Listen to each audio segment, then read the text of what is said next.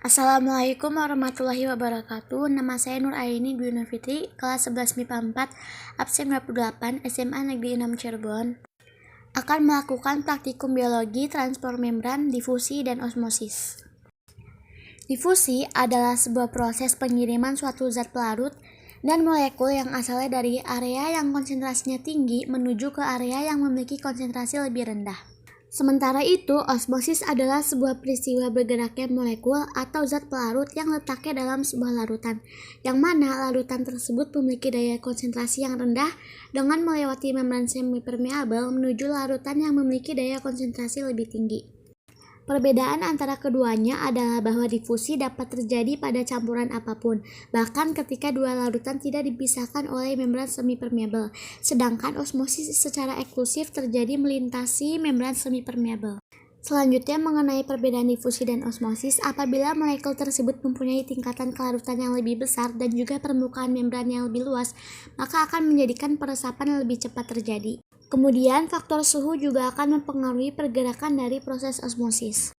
Transport melalui membran sel dapat dibedakan menjadi dua, yaitu transport pasif dan juga transport aktif. Transport pasif adalah transport yang tidak memerlukan energi, sedangkan transport aktif adalah transport yang memerlukan energi. Dalam praktikum ini, saya akan praktikum transport pasif yang terdiri dari difusi dan osmosis. Yang pertama yaitu osmosis. Alat dan bahan yang dibutuhkan yaitu yang pertama ada garam. Selanjutnya yaitu ada 2 potong kentang yang masing-masing berukuran 5 cm.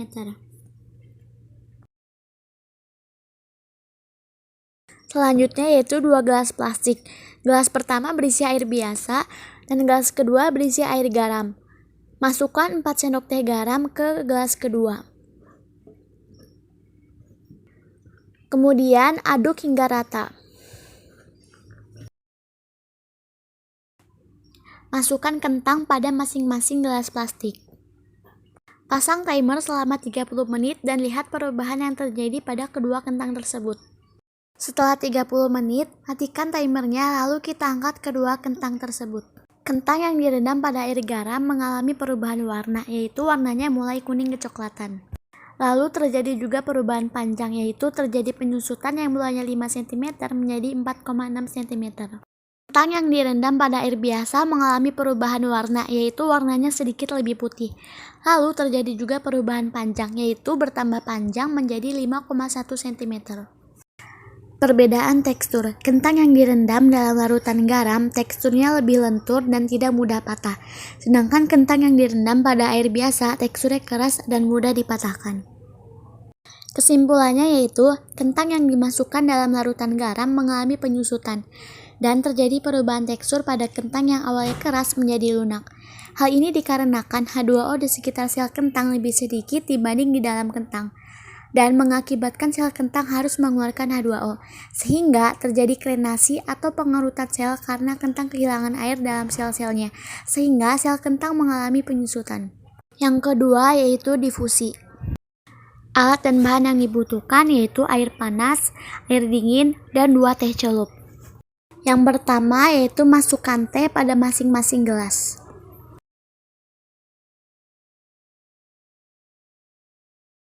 Pasang timer selama 15 menit lalu amati perubahannya. Setelah 15 menit matikan timernya. Pada gelas pertama yaitu air dingin, proses difusi lebih lambat dibandingkan gelas air panas. Sedangkan pada air panas terjadi proses difusi yang sangat cepat akibat air yang suhunya tinggi. Selanjutnya yaitu perbedaan warna. Pada gelas air panas warnanya coklat tua kemerahan dan lebih pekat. Sedangkan pada air dingin warnanya coklat muda dan tidak sepekat gelas air panas.